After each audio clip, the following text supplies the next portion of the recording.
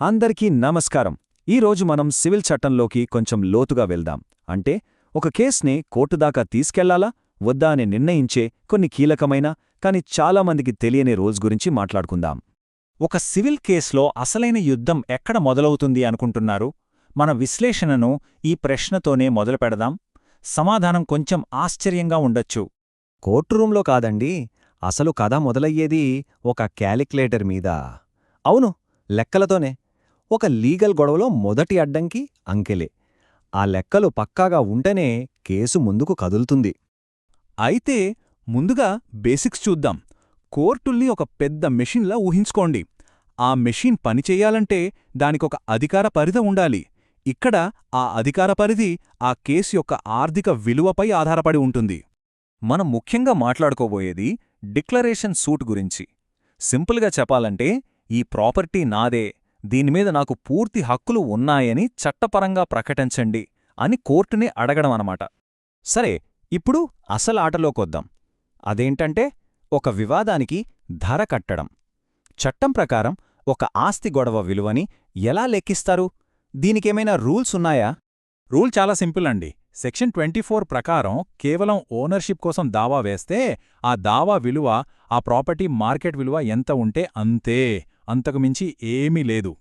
అయితే ఇక్కడే ఒక చిన్న ట్విస్ట్ ఉంది, ఒక స్ట్రాటజీ ఉంది. కోర్టు ఫీజుల లాంటి ఖర్చులని తగ్గించుకోవడానికి చట్టంలోనే ఒక దారి ఉంది. అది చాలా ఆసక్తికరంగా ఉంటుంది. చూద్దాం. ఇక్కడ తేడా చూడండి. ఒకవైపు కేవలం ఓనర్షిప్ కోసం వేసే దావా, మరోవైపు ఓనర్షిప్తో పాటు దాని పర్యవసానంగా ఆస్తి స్వాధీనాన్ని కూడా కోరడం. ఈ రెండింటికీ వాల్యుయేషన్లో ఎంత తేడా ఉందో గమనించండి. అవును, కరెక్టే. 75% మాత్రమే. అంటే ఆస్తిని స్వాధీనం చేసుకోవడమనేది మా ప్రధాన లక్ష్యం కాదు. మా ఓనర్షిప్ డిక్లేర్ చేస్తే ఆటోమేటిక్గా వచ్చే ఫలితం మాత్రమే అని చూపించగలిగితే దావా విలువ మీద ఏకంగా 25% డిస్కౌంట్ వస్తుందన్నమాట. ఇది చాలా పెద్ద స్ట్రాటజిక్ అడ్వాంటేజ్. మరి ఈ 75% రూల్ వెనుకున్న లాజిక్ ఏంటి? కోర్టు దీన్ని ఎలా చూస్తుందంటే, ఓకే, ఇక్కడ ప్రధాన సమస్య ఓనర్షిప్ గురించే, ఆస్తిని భౌతికంగా స్వాధీనం చేసుకోవడమనేది ఒక ఫార్మాలిటీ మాత్రమే అని అనుకుంటుంది. అంటే పని తక్కువ, ప్రొసీజర్ సింపుల్ అని అర్థం. కాని ఆగండి, ఇక్కడ ముఖ్యమైన విషయం ఉంది. ఈ 75% రూల్ కేవలం స్థిరాస్తులకు, అంటే భూమి, బిల్డింగ్ లాంటి వాటికి మాత్రమే వర్తిస్తుంది. అదే బంగారం, షేర్లు, బ్యాంక్ అకౌంట్ లాంటి చరాస్తుల విషయానికొస్తే 100కి 100% మార్కెట్ విలువ కట్టాల్సిందే. మరి దావాలో వేరే కోరికలు కూడా జోడిస్తే, అంటే ఇంజంక్షన్ ఆర్డర్ కావాలి లేదా ఆస్తిని పంచాలి అని అడిగితే, అప్పుడు ప్రతి కోరికకు విడివిడిగా విలువ కట్టాలి. అన్నింటినీ కలిపి ఒకే లెక్కలో చూపించడానికి వీల్లేదు. మనం ఇన్కమ్ ట్యాక్స్ ఫైల్ చేసినట్టే అన్మాట. ప్రతిదీ విడమర్చి చూపించాలి. సరే, ఇప్పటిదాకా మనం డబ్బు, విలువ గురించి మాట్లాడుకున్నాం. ఇప్పుడు మరో కీలకమైన అంశం వైపు వెళ్దాం. అదే సమయం. అవును, దావా వేయడానికి చట్టం మనకిచ్చే టైం లిమిట్. ఈ టైం లిమిట్ ఎప్పుడు మొదలవుతుంది? అడ్వర్స్ పొసెషన్ అనే కాన్సెప్టు ఇది స్టార్ట్ అవుతుంది.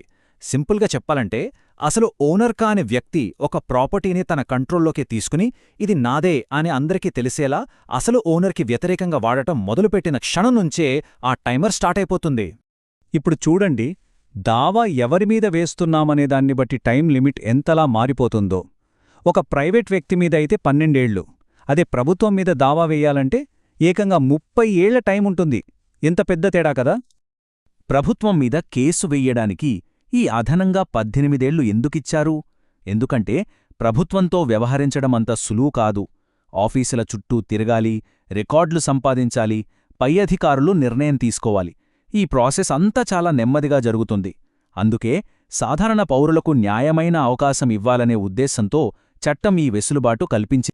ఇప్పుడు మనం చివరి, బహుశా అన్నిటికంటే కాంప్లికేటెడ్ కేసుకి వచ్చాం. ఒకవేళ ఒక ఆస్తికి అధికారికంగా విలువ కట్టలేము అని తేలితే అప్పుడేం చేయాలి? ఇది నిజంగా ఒక పెద్ద పజిల్. ఇదో విచిత్రమైన పరిస్థితి కదా. కోర్టు కేసు నడవాలంటే దానికంటూ ఒక విలువ ఉండాలి. కాని ఆస్తికే విలువ కట్టలేకపోతే కేసుని ఎలా వింటారు? ఇక్కడే సెక్షన్ 24D మనకు దారి చూపిస్తుంది. సో చట్టం దీనికొక తెలివైన పరిష్కారమిచ్చింది. మీ ఆస్తికి విలువ కట్టలేకపోతే దాని పక్కనే ఉన్న అలాంటిదే ఇంకో ఆస్తిని దానికి అధికారికంగా మార్కెట్ విలువ ఉన్నదాన్ని చూడాలి. ఆ పక్క ఆస్తి వాల్యూ సర్టిఫికేట్ తీసుకుని దాని ఆధారంగా అంటే ఒక ప్రాక్సీ వాల్యూగా ఉపయోగించి మీ కేస్ ఫైల్ చేయొచ్చనమాట. చాలా ప్రాక్టికల్ సొల్యూషన్. ఓకే, సో ఈ విశ్లేషణలో మనం తెలుసుకున్న ముఖ్యమైన విషయాలేంటంటే, ఒక సివిల్ దావా విలువ కట్టడం అనేది అంత సింపుల్ కాదు. అది మనం కోరే రిలీఫ్ రకం మీద, ఆస్తి స్థిరాస్తా చరాస్తా అనే దానిమీద ఆధారపడి ఉంటుంది. అలాగే టైం లిమిట్ కూడా మనం ఎవరి మీద కేసు వేస్తున్నామనే దాన్ని బట్టి మారుతుంది. ఈ లెక్కలన్నీ కరెక్ట్గా ఉంటేనే మనం కోర్టు తలుపు తట్టగలం.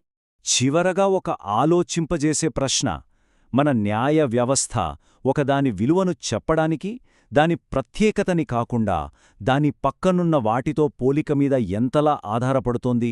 మరసలు దేనితోనూ పోల్చలేని యునిక్గా ఉండే ఆస్తుల సంగతేంటి?